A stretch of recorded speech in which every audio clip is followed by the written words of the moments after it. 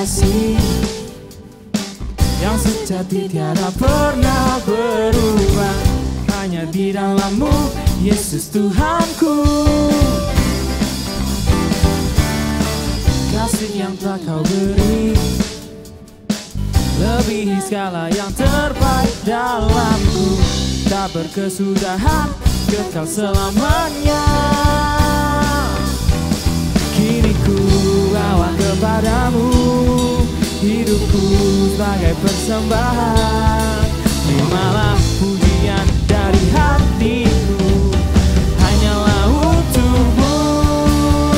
Semua ku beri yang terbaik, hanyalah bagi-Mu, hanya untuk-Mu yang termulia, berkenan bagi-Mu. Biar hidupku bersinar bagi kemuliaan dan keagungan-Mu Tuhan, kebesaran-Mu ku beri segalanya. Ku beri yang terbaik.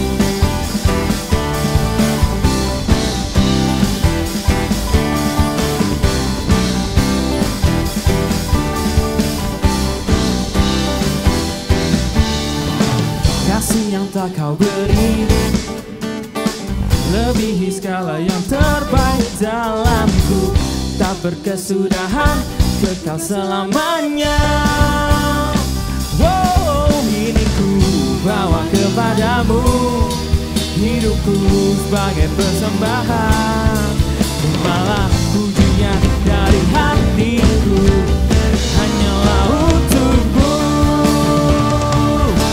Ku beri yang terbaik, hanyalah bagi-Mu, hanya untuk-Mu yang termulia, berkenan bagi-Mu. Biar hidupku bersinar bagi kemuliaan dan keagungan-Mu Tuhan, kebesaran-Mu ku beri segalanya. Ku beri yang terbaik. Tepuk tangan di atas kepala, come on. Hey.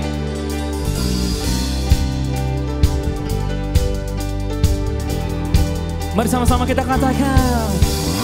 Ba-ba-ba-da, ba-ba-ba-da, ba-ba-ba-da, ba-ba-ba-da, ba-ba-ba-da, ba-ba-ba-da, ba-ba-ba-da. Come on. Ku beri yang terbaik, hanyalah bagi-Mu, hanya untuk-Mu yang termulia, berkenan bagi-Mu. Biar hidupku bersinar bagi kemuliaan dan keagungan-Mu Tuhan, kebesaran-Mu ku beri segalanya. Come on semuanya. Ku beri yang terbaik, hanyalah bagi-Mu, hanya untuk-Mu yang termulia, berkenan bagi-Mu. Biar hidupku bersinar bagi kemuliaan dan keagungan-Mu Tuhan, kebesaran-Mu ku beri segalanya. Ku beri yang terbaik.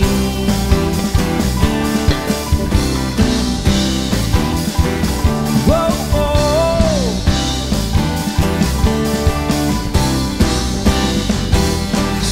Haleluya.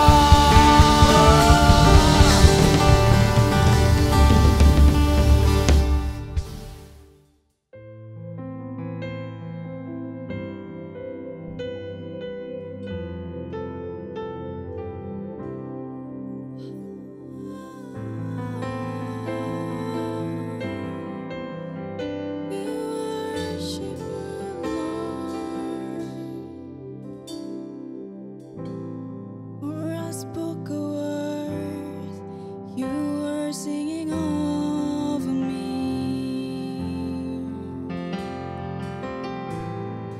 You have been so, so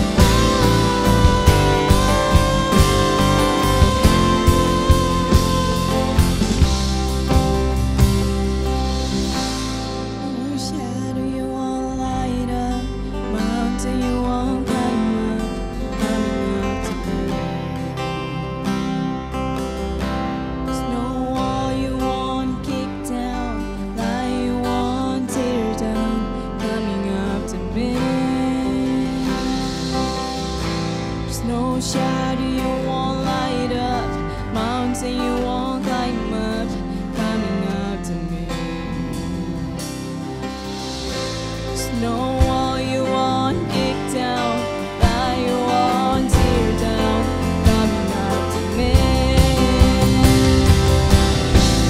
No shadow you won't light up, mountain you won't climb up, coming up to me.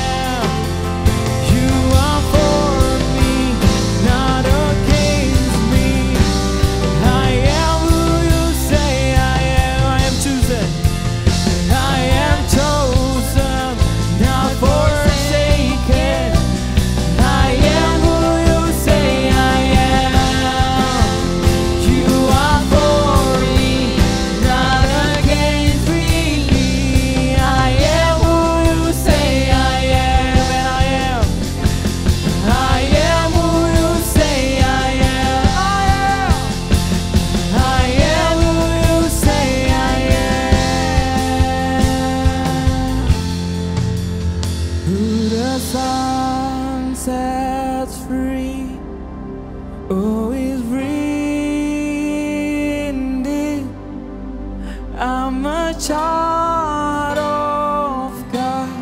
Yes, I am. In my Father's house, there's a place for me. I'm a child of God. Yes, I am. Who the Son set free? Who the Son set free? Oh, and free indeed. I'm a child of God. Yes, I am.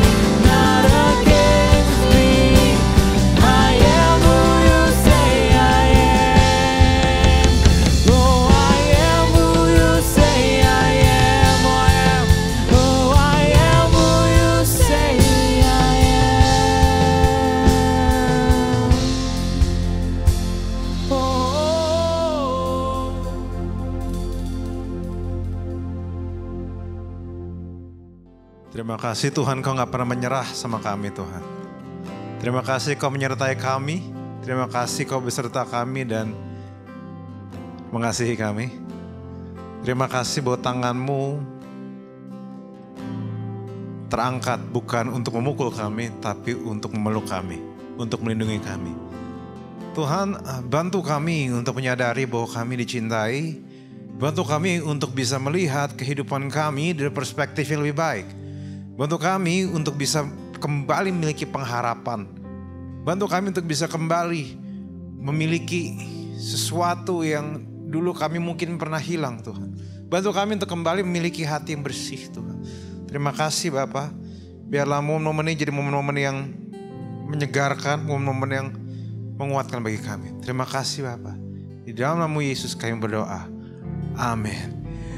Halo teman-teman, selamat sore semua. Gimana kabarnya? Akhirnya saya bisa ketemu teman-teman lagi.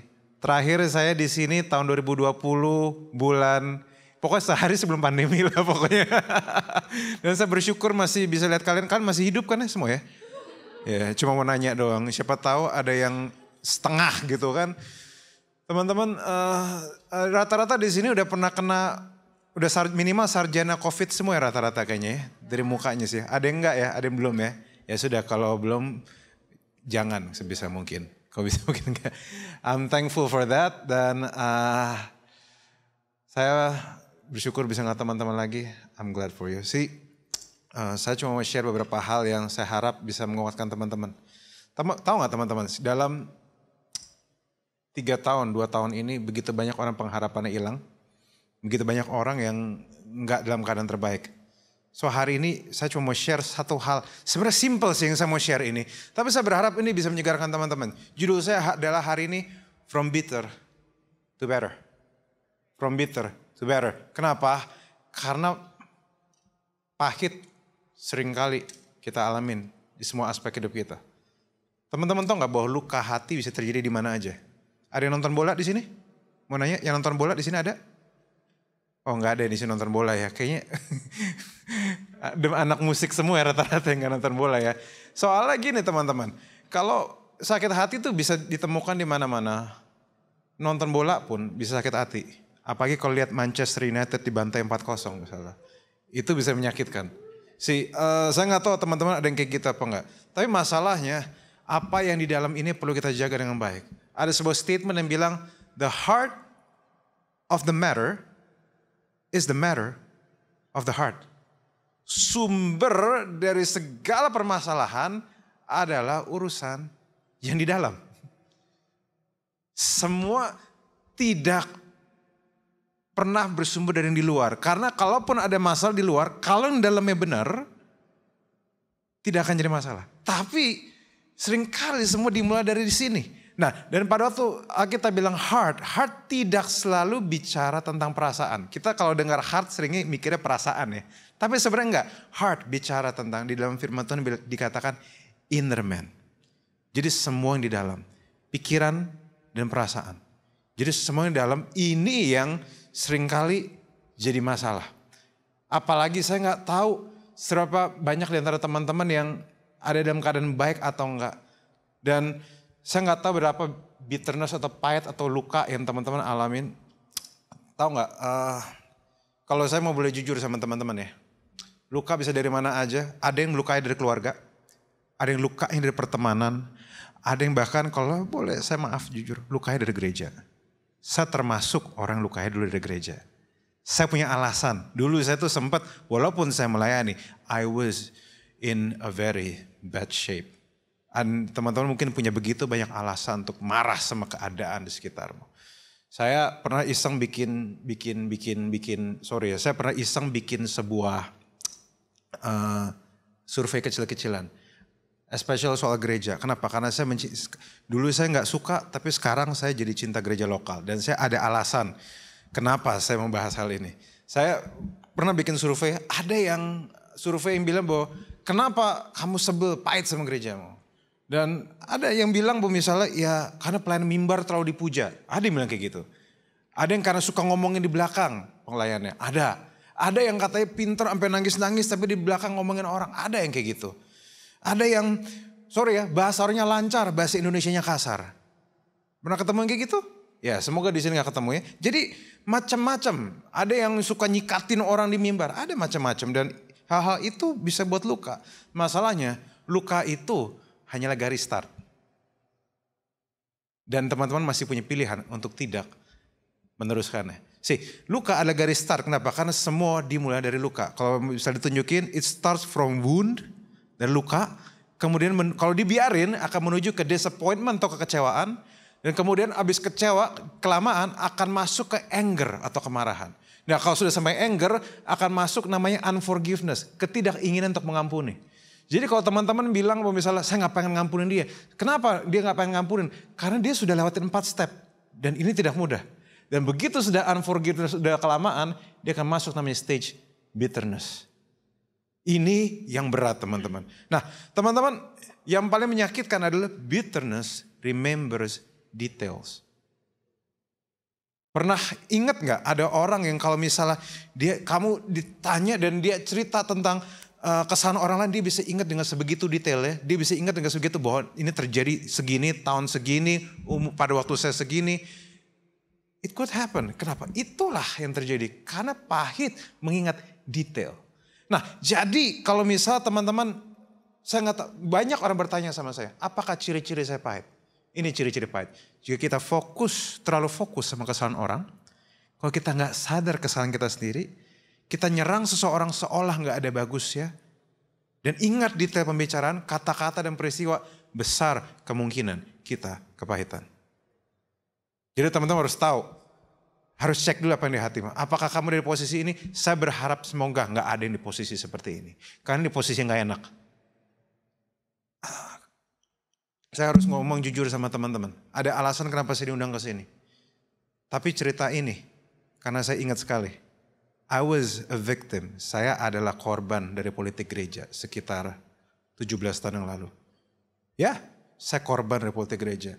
Teman-teman tahu gak? Pada waktu sekitar 17 tahun lalu, saya masih SMA. Walaupun mukanya masih kayak SMA sekarang, haha. Tapi saya ingat saya lagi mau siap-siap sekolah, mau remedial. Teman-teman tahu istilah remedial ya? Hanya orang-orang terpilih yang menjalaninya ya. hanya orang terpilih yang menjalaninya. Dan kemudian saya nggak bakal pernah lupa masa itu. Karena pada waktu saya lagi siap-siap, tiba-tiba ibu saya teriak. Dan saya tidak pernah dengar teriakan ibu saya seperti itu. Dan begitu saya buka pintu di tempat kamar tempat orang tua saya di situ, ayah saya sudah tergeletak. Biru, udah buang air kecil, dan saya yang gendong beliau, nafasnya udah hampir nggak ada. Bahkan ibu saya bilang nafasnya sempat berhenti, tapi akhirnya dipukul-pukul dadanya baru muncul lagi. So yes, I don't know about you. Kalau teman-teman dengarnya seperti apa. But it was a very traumatic experience for me. Makanya apa yang saya bagiin hari ini sebenarnya bukan sukses story ya teman-teman. Tapi ini sad story sebenarnya. Jadi saya lagi jadi sad boy sebentar. Tapi saya berharap semoga sadness saya bisa melahirkan pengharapan di hati teman-teman. Karena di balik sadness saya, Tuhan gak pernah menyerah sama saya. Dan Tuhan yang sama ada bersamamu dan tidak pernah menyerah terhadapmu. Oke, lanjut sekali lagi ya. Ya jadi itu drama di hidup saya. Nah tapi masalahnya, luka itu, dan kalau boleh jujur di sini rata-rata Kristen semua kan ya, lahirnya di kolam baptisan dari mukanya kalian semua ya. Semua pasti udah tahu sakit hati itu nggak boleh, ya kan? Teman-teman nggak perlu saya ngomong untuk tahu sakit hati itu jangan sampai terjadi. Masalahnya saya juga tahu, maksudnya nenek-nenek Salto juga tahu maksudnya. Bu, saya tahu bu, saya berusaha ngampunin, tapi masalahnya ilalang kebencian itu muncul lebih cepat. Secepat itu saya ngampun, secepat itu dia muncul lagi. Jadi 10 tahun saya bergumul tentang luka saya. 10 years. Jadi ada yang di sini susah ngampunin? Haha, kita mirip ya. Oke.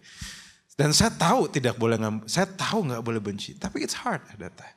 Tapi masalahnya tetap apapun terjadi, kita perlu meresponi dengan sebisa mungkin. Saya berusaha meresponi dengan baik. Dan saya berharap teman-teman pun juga meresponi dengan baik. Kenapa? Karena luka ini kayak gini. Ini saya percaya tentang kepahitan. Teman-teman lihat saya pakai kacamata. kacamata ini didiemin bisa kotor sendiri. Saya nggak pegang itu bisa kotor sendiri. Yang ngotorin bukan kita. Tapi kalau dibiarin kita yang repot. Hati itu seperti kacamata kadang teman-teman. Yang ngotorin tidak selalu kita. Yang ngotorin bisa berkatan orang lain. Yang ngotorin bisa banyak kehidupan atau dampak dari kelakuan orang lain. Yang ngotorin bisa tingkah laku orang lain. Tapi masalahnya kalau ini gak dibersihin, kita yang repot. Jadi pada waktu kita berusaha membersihkan karena yang di dalam ini bukan untuk kepentingan orang lain, tapi untuk kita. Pada waktu saya pakai kacamata ini, saya walaupun yang ngotorin bukan saya harus secara intensional membersihkannya. Bukan untuk orang lain. Kenapa? Karena kalau saya biarkan, saya diam aja, kacamata saya kotor, saya tidak bisa lihat apa-apa, siapa yang rugi? Saya yang rugi.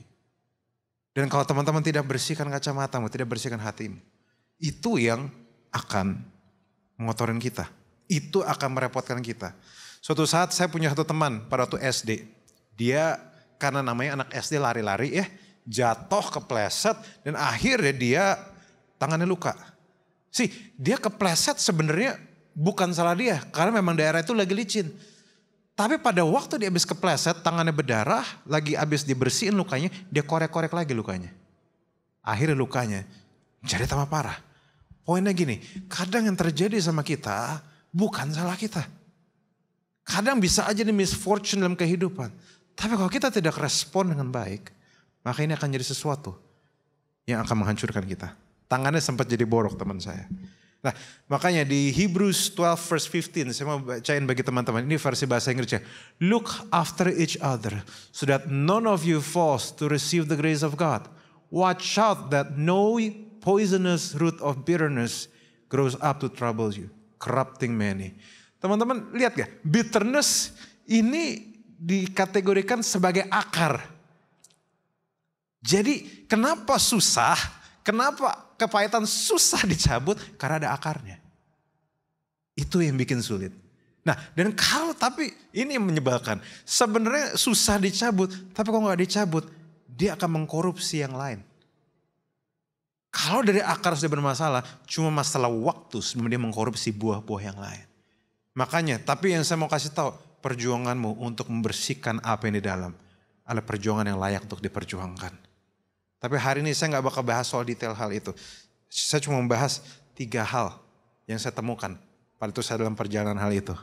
Saya punya 4 luka di hidup saya. Nomor 1, saya punya luka korban politik gereja. Saya juga pernah, saya bahas 2 aja deh. 3 deh. Kedua, saya pernah saya pernah tunangan lama, gak jadi menikah. Sebenarnya saya tunangannya cukup lama teman-teman. Kalau beli motor udah dapat 2 sebenarnya. Cukup lama dan akhirnya gak jadi menikah. Yang ketiga, saya pernah ngalamin ketidakenakan pada waktu melayani. Dan tentu saya gak tahu pergumulan teman-teman seperti apa. Saya gak tahu apa yang ada dalam hatimu. Tapi saya cuma kasih tahu satu hal. Pada waktu saya di dalam masa kesulitan saya, pada waktu masa bitterness saya menemukan ada 3 hal. Yang saya ulang berkali-kali dan akhirnya sampai detik ini menjadi sesuatu yang menyegarkan. Saya bicara tentang bagaimana Tuhan gak pernah menyerah sama saya. Dan bagaimana teman-teman jangan pernah kehilangan pengharapan. Nomor 1, teman-teman harus tahu satu hal.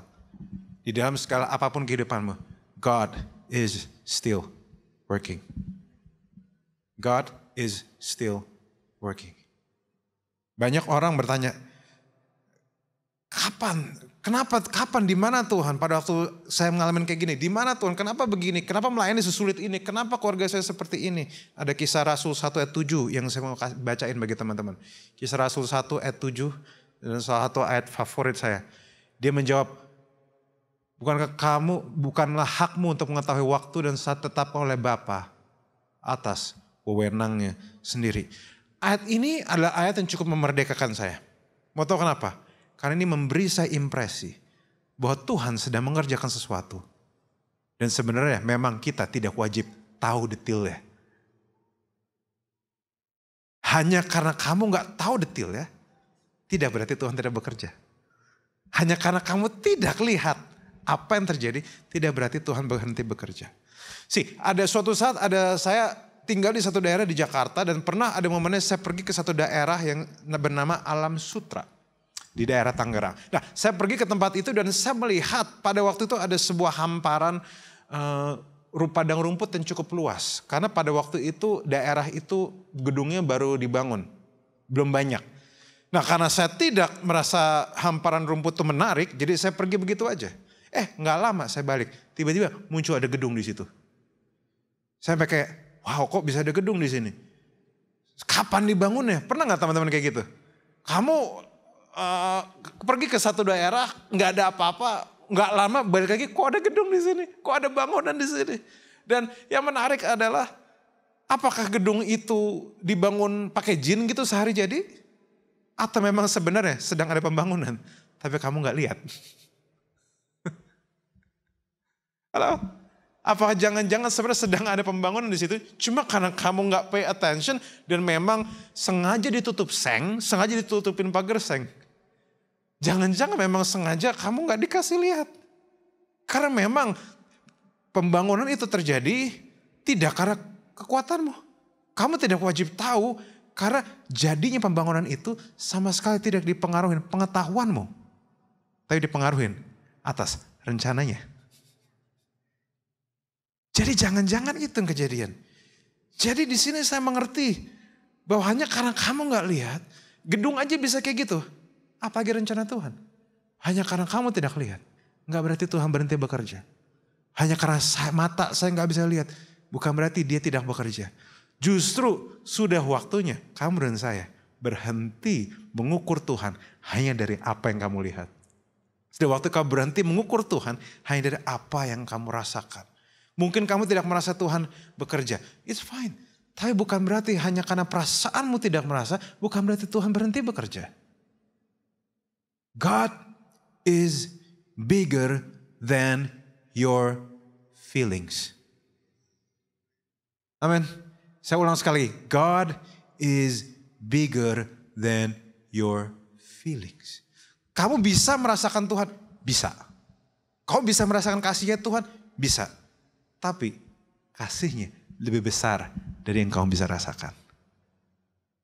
Mungkin ya saya tahu ada rencana Tuhan tapi saya gak ngerti. Ya saya 1 jam. Jam tangan ini dibeliin istri saya. Terakhir saya kesini saya belum menikah. Sekarang saya udah punya istri. Jam tangan ini bukan jam tangan termahal. Karena yang mahal bukan jam tangannya, tapi siapa yang kasih? Kesel ya? Bodoh amat. Nggak. Dan jam tangan ini bukan jam tangan termahal. Mungkin beberapa di antara teman-teman jam tangan lebih mahal dari saya mungkin. Ya tapi kan tetap aja telat ibadah ya beberapa ya. Udah jam tangan mahal tetap aja telat. Ya. Nah yang menarik adalah saya ngerti baca jam ini. Saya suka pakai jam ini. Tapi saya tidak tertarik untuk membuka jam ini dan berusaha untuk ngerti detail bagaimana jam ini bekerja. Kenapa? Karena saya pernah iseng membuka jam ini, yang ada begitu saya buka, saya sakit kepala ngeliatnya. Ada begitu banyak roda-roda yang saya gak pernah mengerti, ada begitu banyak hal-hal di jam tangan saya yang saya gak ngerti caranya. Dan akhirnya saya kadang bahkan merasa, saya memperhatikan ini aja kayaknya gak ada gunanya. Justru lebih baik lagi kalau saya tutup jam ini dan saya gunakan pengetahuan yang saya tahu tentang jam ini, maksimalin jam ini. Karena pada waktu saya buka jam ini terlalu rumit sampai saya aja gak ngerti. Makanya saya dikejutkan betapa rumitnya jam tangan ini. Dan justru di situ jauh lebih baik kalau saya tutup dan saya nikmatin aja hasilnya. Dan di situ saya mengerti. Saya bersyukur bahwa Tuhan tidak bocorkan seluruh detail rencananya di hidup saya. Kenapa? Jam tangan aja rumit, apalagi rencana Tuhan. Jam tangan aja rumit, apalagi rencana Tuhan. Hanya karena saya tidak mengerti cara jam ini bekerja, bukan berarti jam ini gak bekerja. Hanya karena saya tidak mengerti jam ini, gak berarti jam ini tidak berguna. Jam ini tidak terintimidasi dengan ketidakmengertian saya. Dia gak baper kalau misalnya saya bilang, saya gak ngerti kamu. Oh gak ngerti, bodo amat. Dia tetap bekerja. Karena pekerjaan jam ini tidak tergantung pengertian saya. Tapi tergantung integritas sang penciptanya.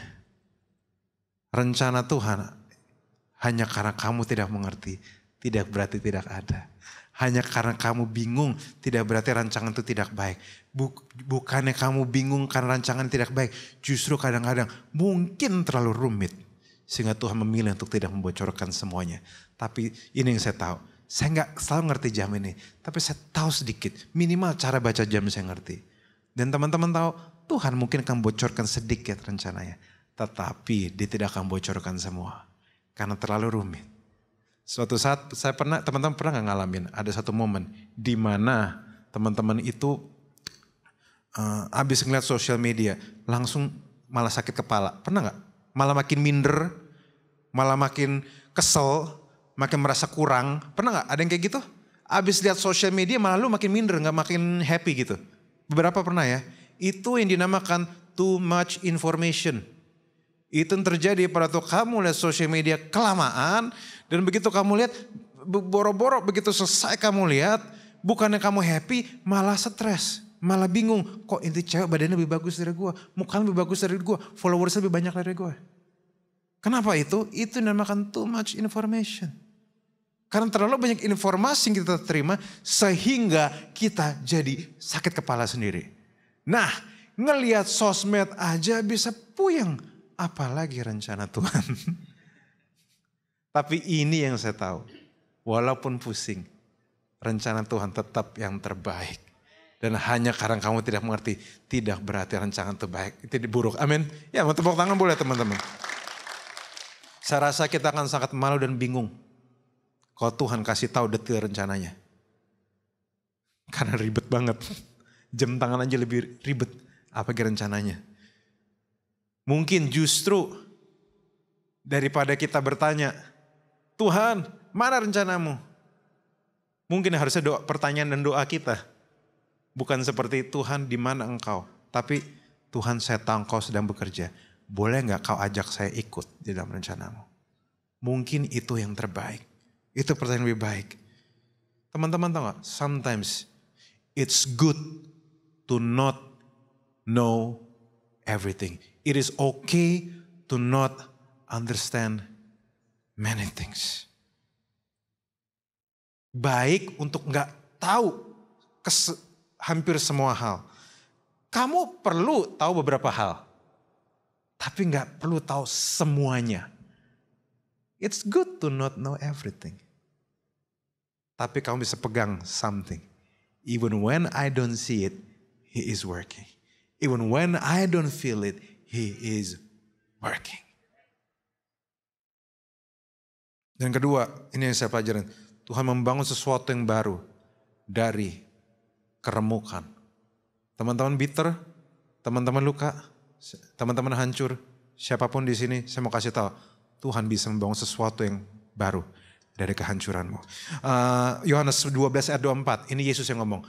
Sesungguh-sungguhnya aku berkata kepadamu, jika biji gandum menjatuh ke dalam tanah itu tidak mati, ia akan tetap sebutir saja. Namun jika ia mati, ia akan menghasilkan banyak buah. Teman-teman, ini prinsip yang Yesus lakukan. Ini Yesus. Kalau kita anaknya, kita pasti akan ngalamin sama kayak dia. Bahwa kita bisa aja diremukan, tetapi keremukan itu belum tentu menghancurkan kita. Justru keremukan, tekanan justru bisa mengeluarkan sesuatu yang baik. Ada satu statement yang saya mau bagiin ke teman-teman. God uses broken things. It takes broken soil to produce a crop. Broken clouds to give rain. Broken grain to give bread. Broken bread to give strength. It is the broken alabaster box that gives forth perfume. It is Peter weeping bitterly who returns to greater power than ever. Teman-teman tahu hasil panen lahir dari benih. Tapi hasil panen lebih mahal dari benih. Tapi gak ada benih, gak ada panen. Ada hal yang Tuhan izinkan remuk dalam dirimu, dimanapun kamu berada. Karena dia ingin memunculkan sesuatu yang indah dan mulia dari dalammu. Tapi dan saya mau kasih tahu, ini yang orang jarang bahas. Semua yang dibangun dari keremukan, nilainya cenderung naik. Ini orang suka lupa. Saya mau kasih satu cerita. Suatu saat, pada waktu saya masih pacaran, waktu itu belum punya duit banyak ya, jadi kami pacaran saya, kita suka traktir-traktiran. Kebetulan giliran istri saya yang traktir, pacar saya waktu itu. Dan karena saya lagi batuk, saya bilang, saya pengen minum jus jeruk anget murni. Ya udah saya minum kan. Habis itu begitu kami selesai makan, saya nggak tahu lagi, saya masuk ke mobil, nyalain mobil karena kami mau pergi. Tiba-tiba pacar saya waktu itu masuk ke mobil dan dia ngomong sama saya, kamu tahu nggak? Ada apa nih? Terus dia bilang, jus jeruk kamu mahal banget. Dan saya, emang semahal itu? Dan saya coba cek kan, saya cek resinya, ternyata iya bener mahal banget. Lebih mahal dari ayam ternyata. Saya bilang, kok bisa semahal ini? Dan istri saya nyeletuk, pacar saya nyeletuk hal yang menarik. Dia bilang gini, kamu tahu gak harga segini bisa dapat buah jeruk 1 kilo? Dia bilang gitu. Dan dari situ saya kaget. Ternyata jus jeruk lebih mahal dari buah jeruk. Kenapa? Karena tekanan menaikkan nilainya. Ada harga sebuah tekanan di situ. Kenapa beras lebih mahal dibanding gandum? Kenapa nasi lebih mahal dibanding beras? Karena ada harga proses di dalamnya. Saya harap ini menyegarkan teman-teman di sini. Are you okay so far? Oke, saya berharap ini oke bagi teman-teman. Saya punya teman satu baru beli rumah, rumahnya jelek banget. Tapi dia sengaja itu rumah dia beli rumah jelek. Kenapa? Dia hancurin, dia bikin lagi rumahnya, harganya malah naik teman-teman. So, teman-teman, justru semua yang pernah dihancurkan nilainya naik. Ada satu kesenian Jepang yang mungkin teman-teman bisa cek di Google namanya kintsugi. Kintsugi adalah seni yang paling menarik bagi saya. Kenapa? Karena ini bicara tentang gelas yang pecah, tapi direkatkan kembali, tapi dengan emas. Jadi bayangkan gak, gelasnya sudah pecah, teman-teman bisa cek di Google. Tapi ditempel kembali dengan menggunakan lelehan emas. Sehingga yang sudah pecah harganya naik. Itu seni yang indah sekali. Dan ini pertanyaan saya, orang Jepang aja bisa, apalagi Tuhan. Manusia aja bisa bikin yang pecah jadi lebih mahal. Apalagi Tuhan. Yang menciptakanmu, yang tahu siapa dirimu. Yang tidak terintimidasi dengan ketakutanmu. Tidak terintimidasi dengan kepahitanmu. Bukankah dia lebih hebat? Dan ketiga, Tuhan memperkenalkan dirinya sama saya. Waktu saya udah habis, ya udah deh. Tapi sedikit lagi. Teman-teman, kalau ada satu ayat yang paling membuka hati saya. Ada di Amos 3 ayat 12. Ini sebenarnya begini firman Tuhan. Seperti seorang gembala melepaskan dari mulut singa 2 tulang betis dan potongan telinga. Demikianlah orang Israel akan diam di Samaria. Akan dilepaskan seperti sebagian dari katil dan seperti sepenggal dari kaki balai-balai. Ini ayat yang bicara tentang penghukuman sebenarnya. Tapi pada waktu saya baca ayat ini. Ada sepotong kasih karunia yang saya pelajarin. Teman-teman tahu gak bahwa Alkitab ini ayat ini cerita tentang seperti gembala melepaskan dari mulut singa. Dari mulut singa ya, 2 tulang betis dan potongan telinga. Jadi ini cerita tentang sebuah gembala yang hadapin singa demi ambil dari mulut ya 2 tulang betis dan potongan telinga. Dan tentu kalau misalnya kita gembala sama singa, dia kan gak ngomong Assalamualaikum, Shalom, enggak. Mulutnya dibuka, dia harus berantem. Agar tulang betis itu diambil. Padahal teman-teman tahu, tinggal tulang, tinggal kuping, tinggal betis. Tapi somehow si gembala tidak menyerah. Berantem sama singa untuk ambil si betis itu. Walaupun tinggal betis, tinggal telinga. Ini ayat yang memerdekakan saya. Yang sungguh menguatkan saya. Mungkin ada di antara teman-teman saat ini, saya gak tahu. Tinggal betis, tinggal potongan telinga. Mungkin kamu sudah pernah hancur, mungkin ada hal-hal yang pahit yang kamu lakukan. Tapi Sang Gembala Agung tidak pernah menyerah sama kamu. Tinggal betis, tinggal telinga, kamu akan tetap dikejar. Karena kamu miliknya dia. Amin. Yeah. Pahit, oke, bisa dimengerti. Luka, oke, bisa dimengerti. Susah ngampurin, oke, bisa dimengerti. Tapi ini yang Tuhan mau perjuangkan untuk kamu. Dan teman-teman tahu gak? Setelah masa-masa itu lewat. Saya baru menyadari bahwa 3 luka itu end up malah menjadi fondasi terbesar pelayanan saya. Gara-gara saya putus tunangan, saya akhirnya jadi belajar soal relationship, soal kepemimpinan. Akhirnya lahirlah apa yang disebut ngegas tapi sayang. Hashtag saya itu lahir dari luka. Gara-gara itu saya belajar. Gara-gara itu saya jadi belajar perempuan laki itu gimana sih. Dan akhirnya saya jadi mengerti. Akhirnya begitu saya menikah. Saya jadi tahu apa cara saya men-treat dia. Kedua, saya punya mengalami masalah di dalam pelayanan. Saya sebel sama lagu rohani zaman dulu. Jujur aja, dulu lagu rohani zaman dulu tuh enggak banget menurut saya. Akhirnya saya cuma mikir, Tuhan daripada saya kritik terus, daripada saya ngomongnya pedes terus, Tuhan gini deh, saya mau bikin lagu yang saya percaya bahwa ini tentang Engkau Tuhan. Yang saya percaya tentang Tuhan. Saya gak mikir nih lagu bakal meledak, bodoh amat meledak apa enggak. Yang penting gue udah keluarin, ini gue percaya tentang Tuhan. Lahirlah Sungguh Indah.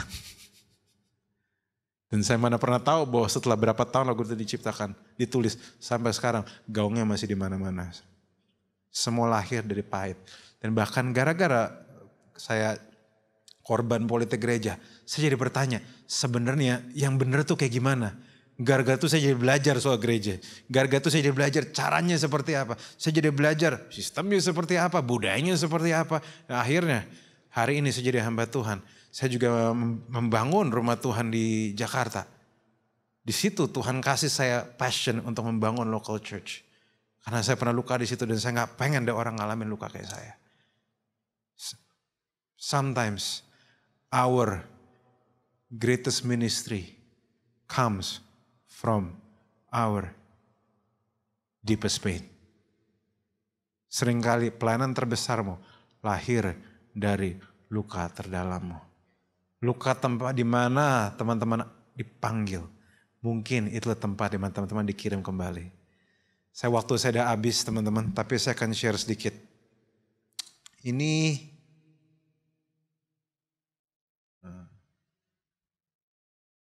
roti perjamuan. Enggak. Ini kentang ya teman-teman ya.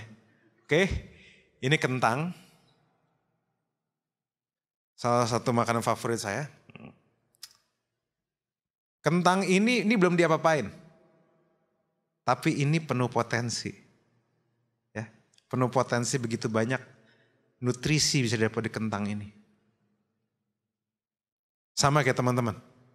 Teman-teman semua penuh potensi. Penuh banyak hal yang Tuhan taruh di hidupmu. Dan suatu saat kentang itu diproses dengan baik, diproses sebisa mungkin. Dan akhirnya jadi French fries. Junk food favorit kita ini kan ya. Kayaknya sambil ini saya suka banget sama kentang goreng teman-teman. Tapi untuk sampai jadi kentang goreng, dia gak bisa diam aja.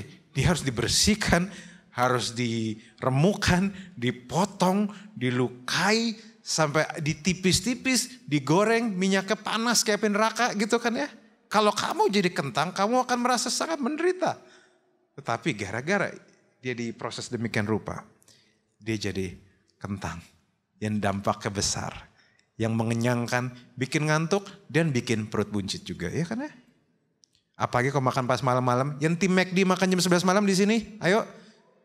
Jangan pura-pura, jam setengah 12 malam, 14.045 yuk. Nah, masalahnya banyak orang suka lupa dan banyak orang gak tahu. Kentang ini, kentang goreng nilainya lebih mahal dibanding kentang biasa.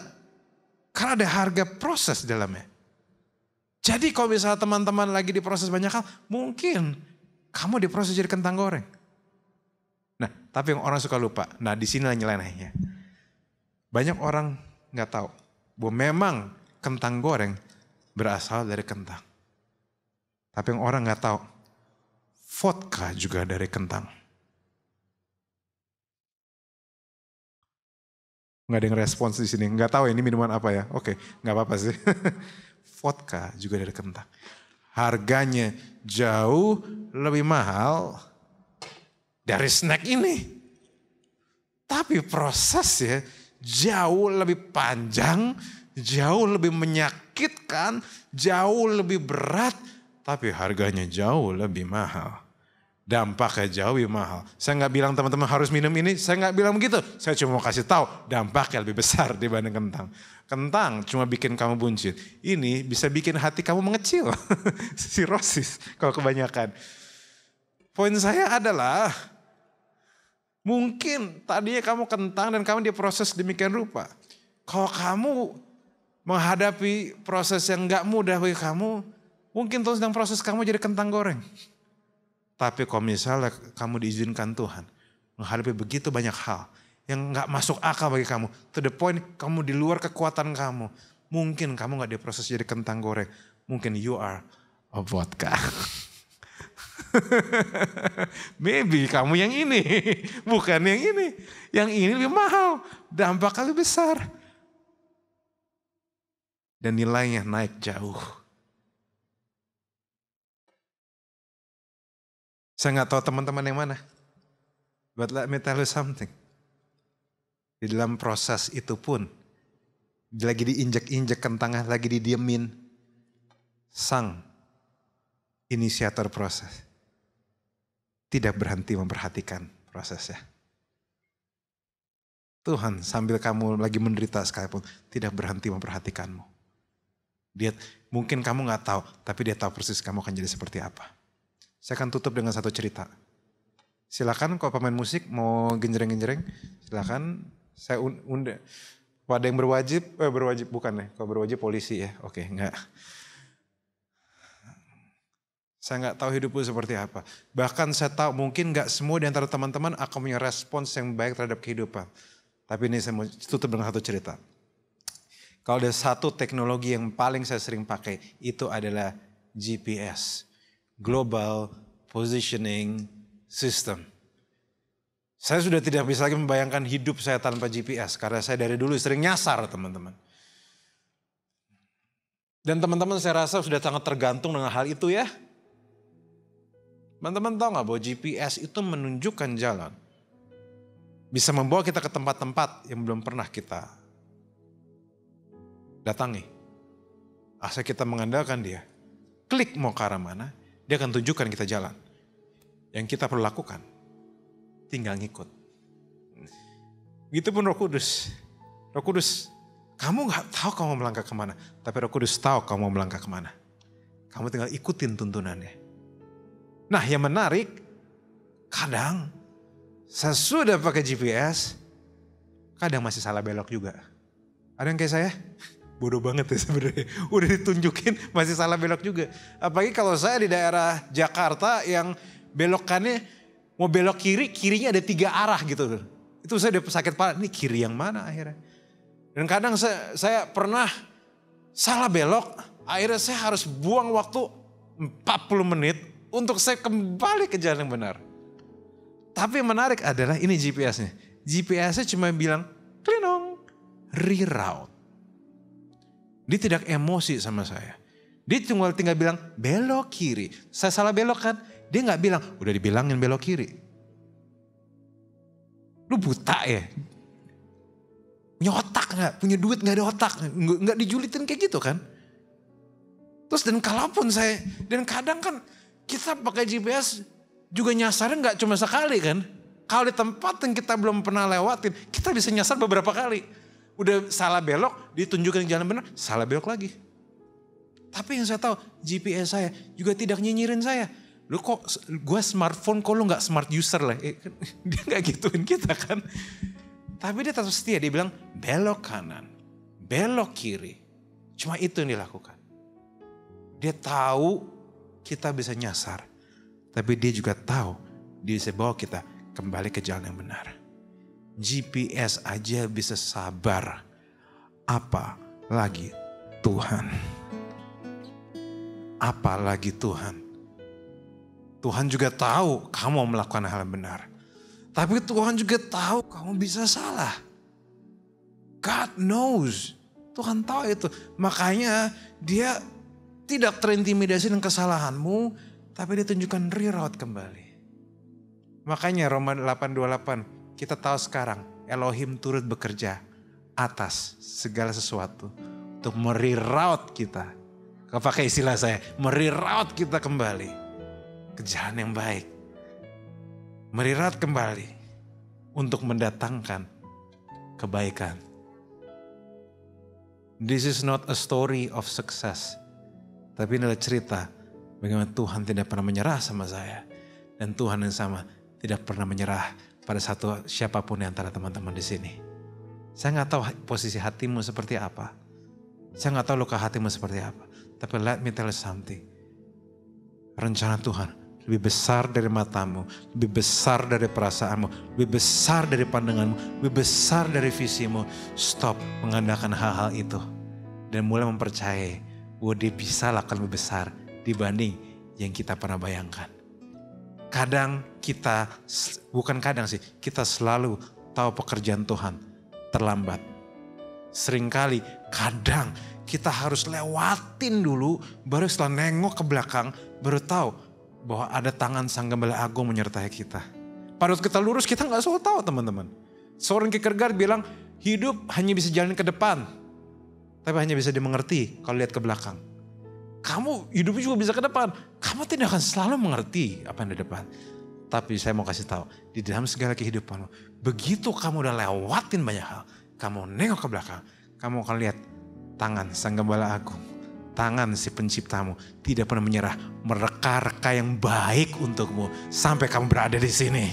Maka someday saya mau kasih tahu, akan ada waktunya kamu bersyukur atas doa yang tidak dijawab. Karena pada waktu itu akan menunjukkan, itu membuat kamu sebagaimana kamu ada hari ini kuat dan dipakai Tuhan. Amin. Semoga ini menguatkan bagi teman-teman. God bless you. Mari saya undang kita sama bangkit berdiri, teman-teman. Saya mau berdoa bagi teman-teman.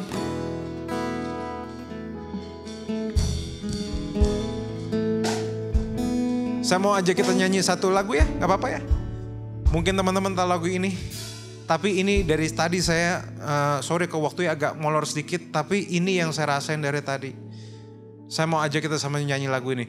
I'm no longer slaves to fear. Amin.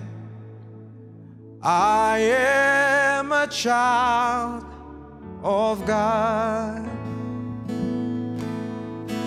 I'm no longer slaves to fear. Yes, I am a child of God. Katakan sama-sama sekali, deklarasikan. I'm no longer slaves to fear. Oh, I am a child of God. I'm no longer slaves to fear. I am a child of God. Sing it out. I'm no longer slaves to fear. I am a child of God. I'm no longer slaves to fear. I am a child of God. Saya adalah anak Elohim, kamu juga. Kita bukan lagi budak ketakutan, kita bukan lagi budak pahit. Bagi hari ini, bagi kamu mungkin ngalamin luka dan ngalamin pahit. Mumpung kalau misalnya masih jadi luka, kita sama-sama berdoa. Biarlah Tuhan melepaskan kau. Biarlah apapun terjadi di hidupmu. Biarlah kau bisa jalani dengan tabah.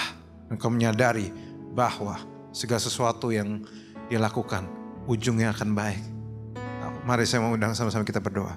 Bapak, aku berdoa bagi teman-temanmu di sini, teman-teman di sini yang mungkin ngalamin masalah, hatinya terkorupsi, apa yang di dalam terkorupsi. Mungkin kami gak bisa lihat di depan. Banyak hal detail yang kami gak bisa lihat di depan.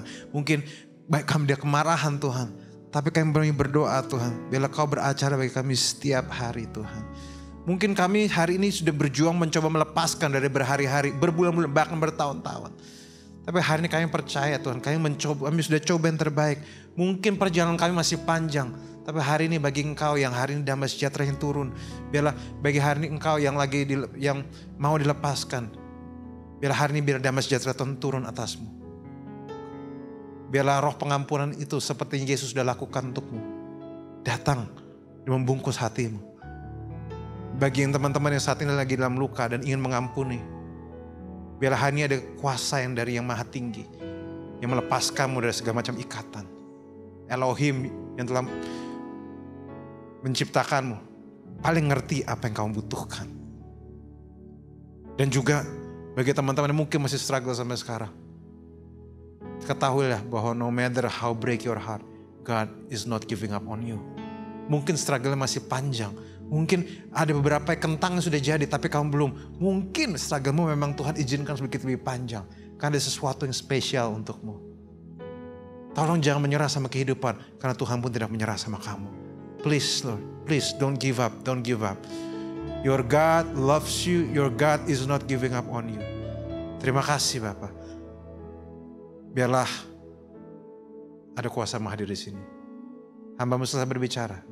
Terima kasih atas hadirat-Mu. Di dalam nama Yesus. Amin. Tuhan berkati semua. God bless you all. Terima kasih sudah beribadah bersama kami.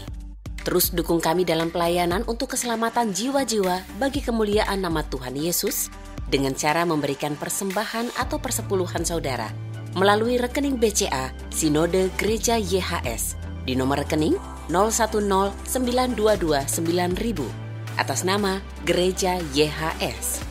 Sertakan juga keterangan persembahan atau persepuluhan dari kota mana.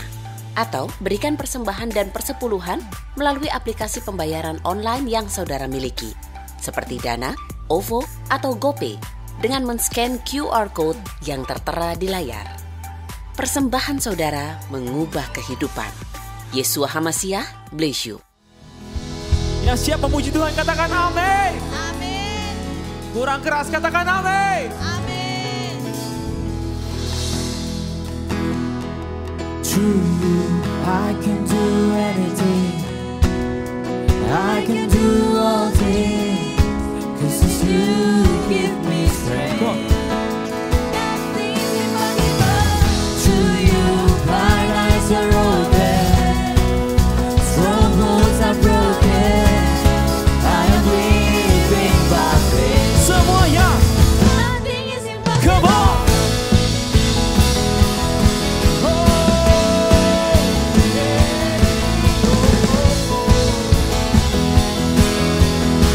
Mari sama-sama kita katakan. I'm not gonna live by what I see. I'm not gonna live by what I read. Deep down I know that you're here with me. I know that you can do anything. Semuanya melonjak, come on. To you, I can do anything. I can do all things. 'Cause it's you who give me strength. Nothing is impossible. To you, mine eyes are open. Strongholds are broken. I am living by faith. Nothing is impossible. Hero, history maker. Mari sama-sama kita katakan. Not gonna live by what I see. Come on. I'm not gonna live by what I feel. Deep down I know that you're here with me. I know that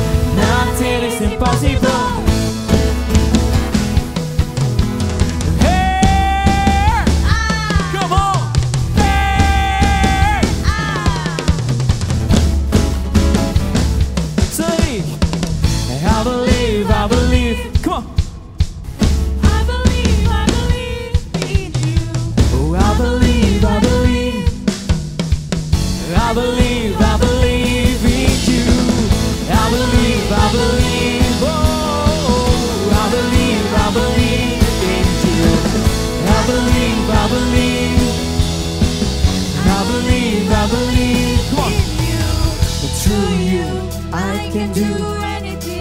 Semuanya. I can do all things. 'Cause it's you give me strength.